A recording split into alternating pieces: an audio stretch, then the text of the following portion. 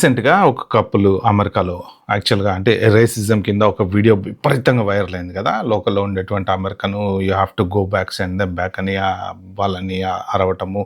So, వాళ్ళు కామ్‌గా మీరెందుకొచ్చారు అంటే, మేము జస్ట్ ఇక్కడ యూఎస్ ఎక్స్‌ప్లోర్ చేద్దామని వచ్చారని వాళ్ళు కామ్‌గా ఉన్నారు కదా!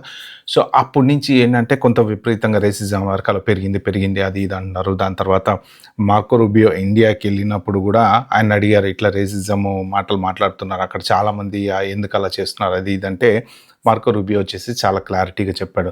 ప్రతి కంట్రీలో కూడా సమ్ స్టూపిడ్ పీపుల్ ఉంటారు. అది వాస్తవం. ఎందుకంటే చాలామంది రెస్పెక్ట్ ఇస్తేనే కదా జాబులు ఇచ్చేది. ఇప్పుడు ఇండియన్స్ వెళ్ళి ఒక్క అమెరికానే కాదు, అమెరికా, యూకే, ఆస్ట్రేలియా అసలు ఆల్మోస్ట్ దగ్గర దగ్గర 150 దేశాలలో మన వాళ్ళు పనిచేస్తున్నారు. యూరోప్‌లో ఎక్కడెక్కడి ఏరియాలలో పనిచేస్తున్నారు. మరి వీళ్ళంతా పనిచేస్తున్నారు అంటే వేరే దేశం వాళ్ళు రెస్పెక్ట్ ఇవ్వబట్టే. రేసిజం అనేది ప్రతి చోట ఆల్మోస్ట్ ఎక్కడో ఒకటి ఏదో ఒక రకంగా ఉంటూనే ఉంటుంది. ఒకళ్ళు మనము వేరే దేశం గురించి కంప్లైంట్ చేస్తున్నాం. మన దేశంలోనే మనకు ప్రాంతీయ భావాలని అవ్వని ఇవని రకరకాలుగా ఉన్నాయి కదా! భిన్న అభిప్రాయాలు, భిన్న వాదనలు ఉన్నప్పుడు వేరే దేశంకెళ్ళినప్పుడు కొంతమంది ఇలా బిహేవ్ చేయటం. సో, మార్కో రూబియో చెప్పింది కూడా అంటే ఇగ్నోర్ చేయండి అలాంటి వాళ్ళని అని చెప్పి. దీంతో పాటు ఇంకొక ఇంట్రెస్టింగ్ ఏంటంటే, మనం కరెక్ట్‌గా ఉంటున్నామా అసలు విదేశాలకెళ్ళినప్పుడు? ఆబ్వియస్‌లీ ఈ మధ్యన విపరీతంగా ఒక 1 మంత్ నుంచి చూస్తుంటే ఎన్ని సోషల్ మీడియా పోస్టులు రోడ్ల మీద డాన్సులేస్తూ, అంటే డాన్సులు ఈ గణపతి నవరాత్రులకి ఏసేటువంటి డాన్సు సరే భక్తి కోసం ఏశారు, ట్రెడిషను అని చెప్పి అదొకటి డిఫరెన్స్ చూస్తే, వేరే కొన్ని డాన్సులైతే అసలు మరీ విపరీతంగా డీడీఎల్‌లో ఒక అమ్మాయి అయితే డీడీఎల్‌లో టవల్ కట్టుకొని ఆ డాన్స్ ఆ పాట పెట్టుకొని డాన్స్ ఏస్తే దాన్ని ఎవరో వీడియో తీసి ఆయన ఎక్స్‌లో పోస్ట్ చేస్తే దాని కింద కామెంట్స్ చదువుతుంటే నిజంగా వర్ణనాతీతం. Okay.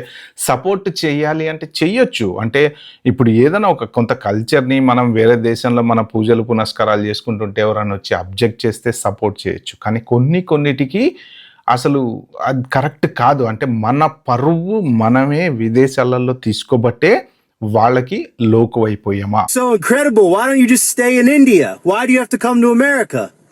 To explore world. No, we don't want you here. You got to go home. Okay. Out of my country.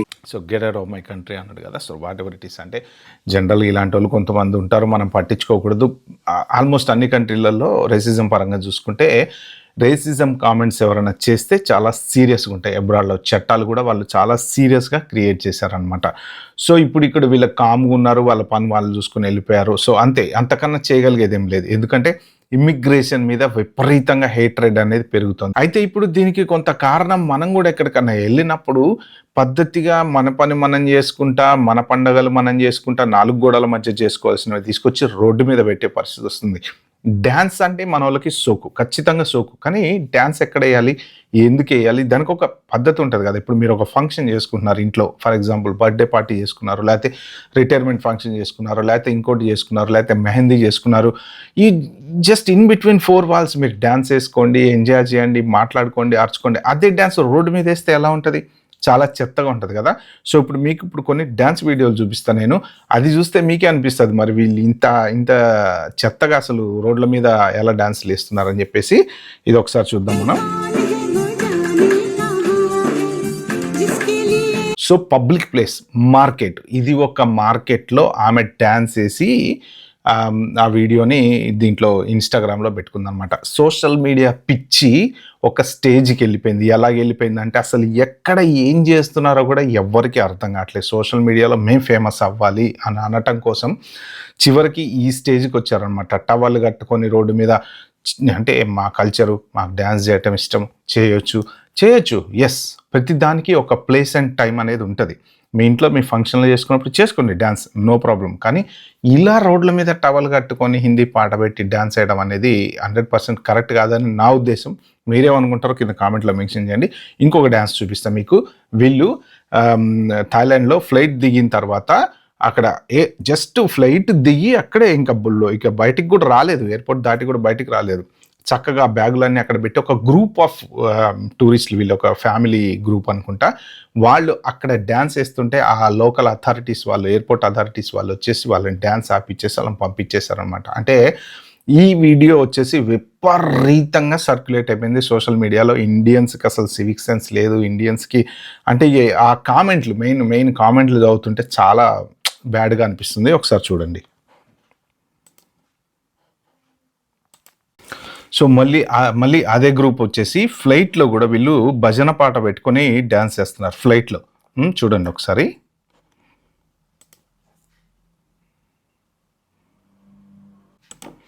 So international ఫ్లైట్లో ఎలా ఉంటుందండి, అన్ని రకాల దేశాల వాళ్ళు ఉంటారు. ఓన్లీ అది మన దేశం నుంచి బయలుదేరిన విదేశీయులు ఉండొచ్చు, వేరే వాళ్ళు ఉండొచ్చు. ఒక ఫ్లైట్లో ఎంత మనం ఓకే మామూలుగా మాట్లాడుకోవచ్చు, డిస్కషన్ చేయొచ్చు, నడవచ్చు, అది చేయొచ్చు, ఇది చేయొచ్చు. కానీ మరీ ఇంత పబ్లిక్గా అందరూ కలిసి పబ్లిక్ డ్యాన్స్ వేస్తూ ఇన్కన్వీనియన్స్, వేరే వాళ్ళకి ఇన్కన్వీనియన్స్ ఉంటుంది కదా. సో అంటే మన వల్ల పక్కవాడికి ఇన్కన్వీనియన్స్ ఫీలింగ్ అయ్యేలాగా మనం బిహేవ్ చేస్తే మరి బ్యాడ్ నేమ్ రాక ఎందుకు వస్తుంది, ఎందుకు అందరికీ అసహ్యం కలగడానికి కారణం కూడా ఇదే అన్నమాట. సో ఇంకొక వీడియో చూపిస్తే చూడండి. జనరల్గా మన వాళ్ళకి ఒక చండాలమైన అలవాటు ఉంటుంది. మీరు కొండలు గుట్టలు ఉన్న చోటుకో, గుళ్ళు పెద్ద పెద్ద గుళ్ళల్లో వెనకాల కొండలు రాళ్ళు ఉంటాయి చూసారా, అక్కడికి వెళ్ళినప్పుడు ఏంటంటే వాటి మీద పేర్లు రాయటము, చెక్కటము. మీరు ట్రైన్ ఎక్కినా సరే, లోకల్ ట్రైన్ ఎక్కినా సరే, అమ్మాయిల పేర్లు అబ్బాయిల పేర్లు రాసుకోవటము, కాలేజీ స్టూడెంట్స్ పేర్లు రాసుకోవటము, కాలేజీ గోడలలో మీరు ఎక్కడన్నా చూడండి కాలేజీ గోడలలో పేర్లు రాసుకుంటూ ఉంటారు అనమాట. అది ఒక చాలా చెత్త అలవాటు. ఎందుకంటే నేమ్లు పబ్లిక్ ఎవరైనా ఏదైనా ఎక్స్ప్రెస్ చేయాలన్నా అక్కడ రాసుకుంటూ ఉంటారు పబ్లిక్ ప్లేస్లలో. అదే పని ఈ వీడియోలో చేశారు వీళ్ళు. చూడండి, మోస్ట్ ప్రాబ్లీ ఇది అమెరికాలో అనుకుంటా. విపరీతంగా వైరల్ అయిపోయింది. నిజంగా మన వాళ్ళు ఎక్కడికి పోయినా శిల్పాలు చెక్కినట్టు పేర్లు చెక్కుతారు. మరి ఈ గర్ల్ ఫ్రెండ్ బాయ్ ఫ్రెండ్ పేర్లు రాసుకుంటున్నారా లేకపోతే ఇంకేం పేర్లు రాస్తున్నారో తెలియదు, కానీ ఒకసారి చూడండి వీడియో.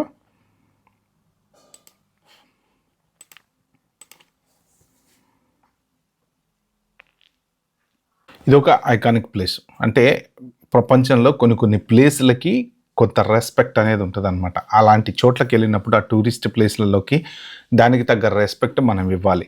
సో దాన్ని ఎవరో వీడియో తీశారు, దీన్ని వైరల్ చేశారు. విపరీతమైన నెగిటివ్ కామెంట్స్, వీళ్ళు ఎక్కడికి పోయినా మారరు, వీళ్ళు ఇంతే, అది ఇది అని చెప్పేసి. సో ఇంకొక వీడియో చూపిస్తాను.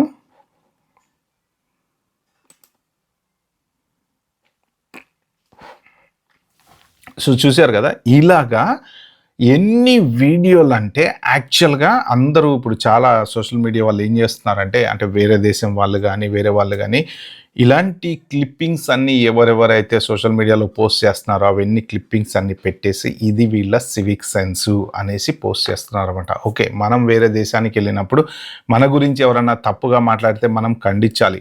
మనం అందరం ఒకరికొకరం సపోర్ట్ ఉండి వాళ్ళు చేసే తప్పు అని చెప్పాలి. కానీ మనమే ఈ స్టేజ్లో ఉండి అంటే మాట అనిపించుకునేలాగా మన బిహేవ్ చేస్తే, మన వాళ్ళు బిహేవ్ చేస్తే మరి ఇంకా అందరూ మాట్లాడుకున్నాం మనం ఎలా కవర్ చేస్తాం దాన్ని.